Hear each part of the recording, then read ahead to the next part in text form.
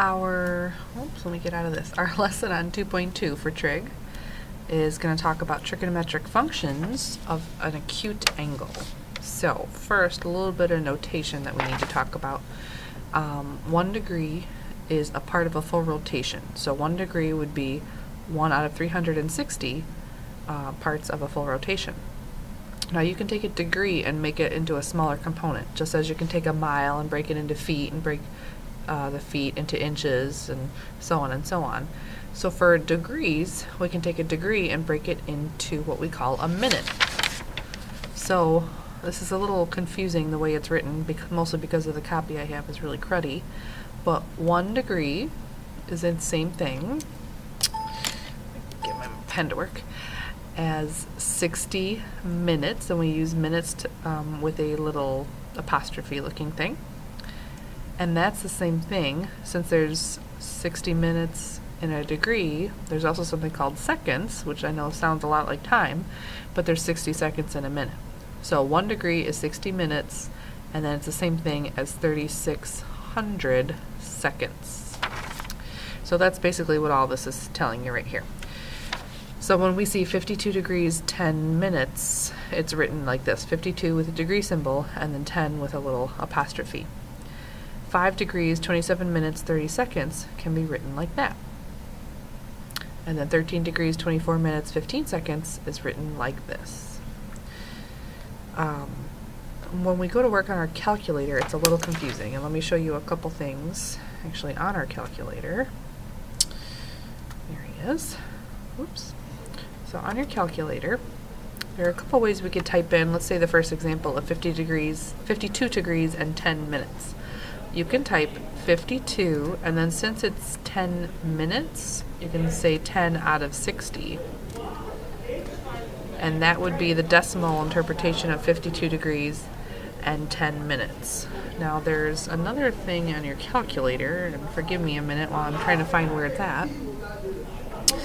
Let's see. Whoops. It's in what's called the angle menu. So right above your apps button, you'll see angle written in blue. And if you go to that menu, you're going to see a degree symbol, a minute symbol, and there's also an option to go from a decimal interpretation to degrees, minutes, and seconds right here. Now, I'll be honest, I hate getting to this menu because I feel like it's a lot of keystrokes. So when I usually do this on my calculator, I always type them as fractions added together. So if you want to use this menu, you go right ahead. Let's go to our first couple examples. They want us to add, sorry for the disgusting looking paper here, 48 degrees, 49 minutes, and 72 degrees, 26 minutes. So feel free to use your calculator. But, and again, you can use the degrees, minutes, seconds menu under the options under the angle menu. I'm not going to do that. So 48 degrees, I'm going to type as 48, and then 49 minutes would be plus 49 out of 60. You guys are going to be able to type much faster than I can.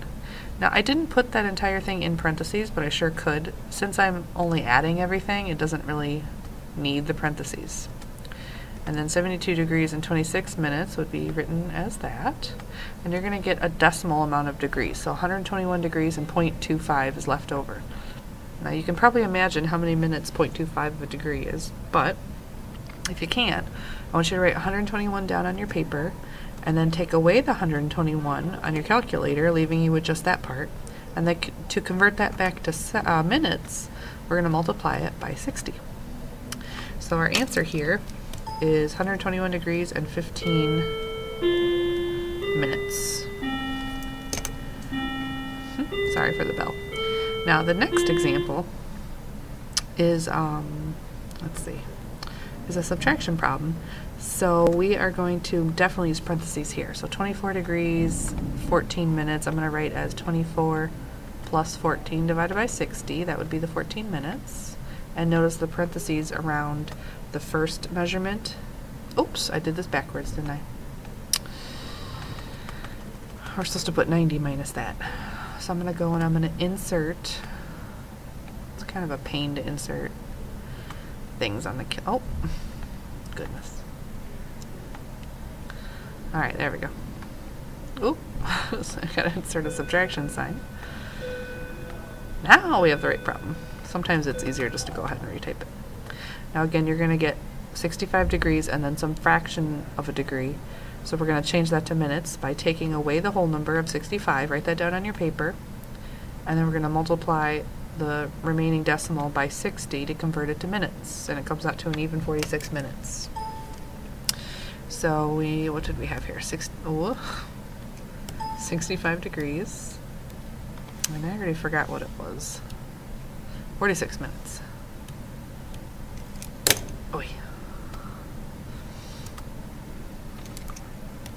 Short memory when you're old. Okay, we're gonna see some examples, especially in your homework, where they don't necessarily come out even on the minutes and you have to continue and change them to seconds. So I'm not sure if there's an example in your notes here that does this, but let me just show you something real quick. I'm just gonna make up this problem. I have to kind of cheat here.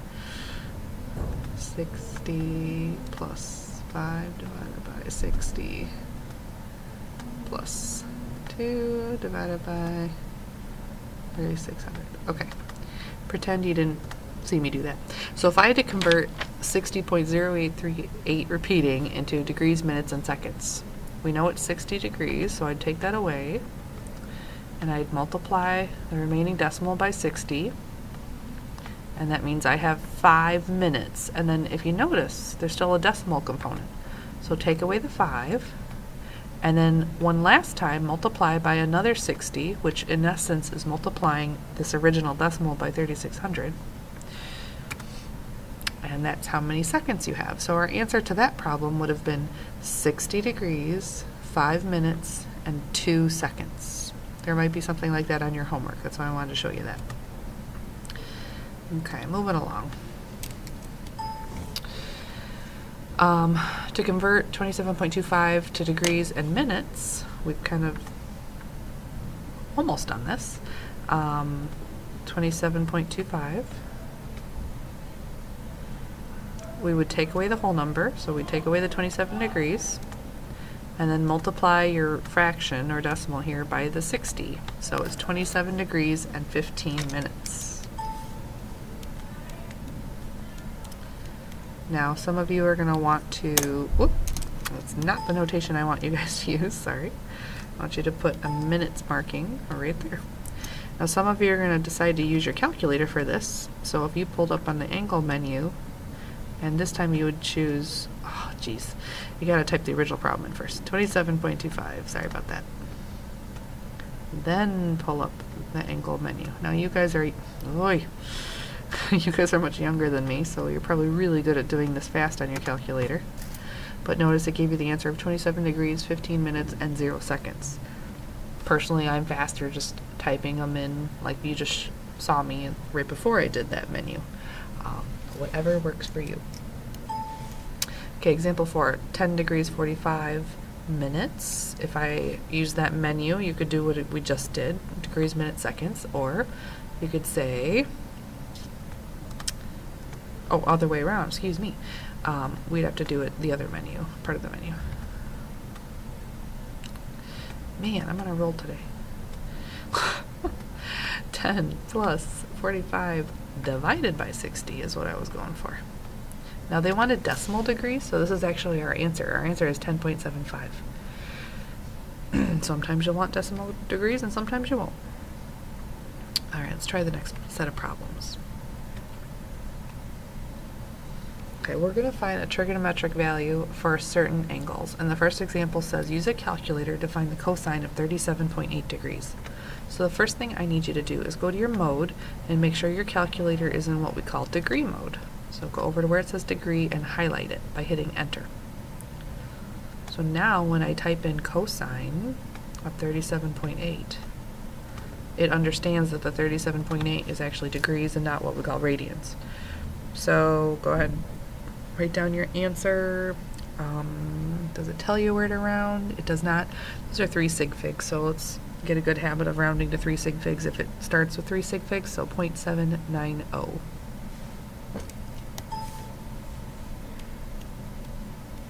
Okay, and you do the same thing, but this time you type in the sine of 58.75 degrees, and I've already done this, so to save a little time, I got 0.855, and you, of course, go ahead and try that on your own calculator. Now the next example says the secant of 78 degrees.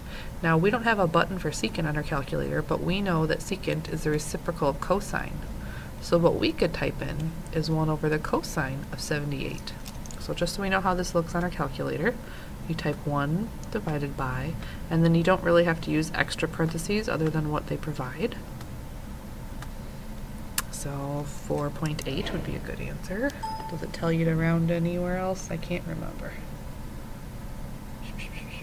It says approximate, so 4.8 is a good answer. And then we're going to justify that cofunction theorem that we learned yesterday, or whatever the last lesson was. So we're going to use our calculator to find the sine of 24.3 and then the cosine of his complement, and these better be the same value. So go ahead and type in the sine of 24.3 and you get 0.412 roughly. And if you type in the cosine of 65.7, you get 0.412 roughly again. So you should notice that those are the same value. And that is really the essence of our cofunction theorem from the last lesson. Okay, this is a lovely table, and I'm not sure if this is the right page number or not for your book. This might have been the old book, but this is the table that we're going to be referencing a little bit. These are approximate values over here, and these are exact values. Generally speaking, we like to work in exact values here in Trig. Okay, find the acute angle theta, for which the tangent of theta is 3.152. Round your answer to the nearest tenth of a degree. So, what I want you to remember from your geometry life is that if we know the tangent of theta equals 3.152, the way we would solve on our calculators for theta is we would undo a tangent by doing what's called the inverse tangent.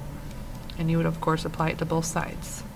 So on your calculator, I want you to type in the inverse tangent, which is second tan of 3.152. And it says round to the nearest tenth of a degree. So if you go ahead and type that in, I think you get a 72.4 degrees. Okay, now this time they want an acute angle for which the sine of A is 0.3733. So again, if we apply this time an inverse sine, so on your calculator, please type inverse sine, which is second sine, 0.3733. Now they rounded the decimal, that's why we're not going to get an exact whole number answer, but we are going to get approximately 21.9 degrees.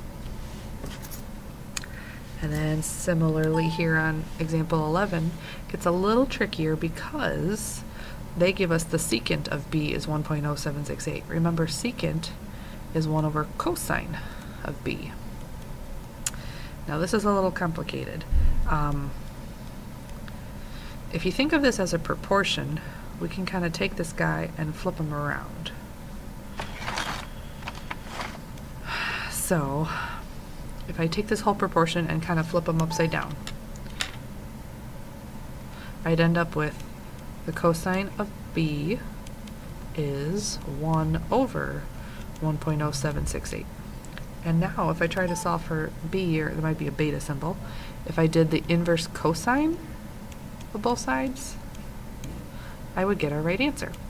So we're typing the inverse cosine of the reciprocal of the original value. Now there's another way to type it on your calculator, and it involves the inverse button, but this is, in my opinion, the easiest way. So go ahead and type that in, and I think you get 21.77 degrees. And it says to the nearest hundredth, and that's why I rounded that way. So the acute angle where the cotangent is 0.0975. So remember, cotangent is the reciprocal of tangent. So if I think about flipping this around, it would be the tangent of C is the reciprocal, 1 over 0.0975. So on our calculator, to get rid of tangent, we'd be doing the inverse tangent of 1 divided by 0.0975. So when you have your reciprocal functions, it's a little complicated because you have to apply the inverse function to the reciprocal of the answer. So it's really backwards. Anyways, when you type this in, it's 84 degrees because they wanted the nearest whole degree this time. All right, I think that's your lesson on 2.2. The degrees, minutes, and seconds thing is a little complicated on your calculator, so we're going to practice this some more. Your book doesn't really give you any examples of it going out to seconds, but that is going to be in your quiz and your test. So we're going to go over some extra problems, how you convert degrees, minutes, seconds to decimal degrees, and then the other direction as well.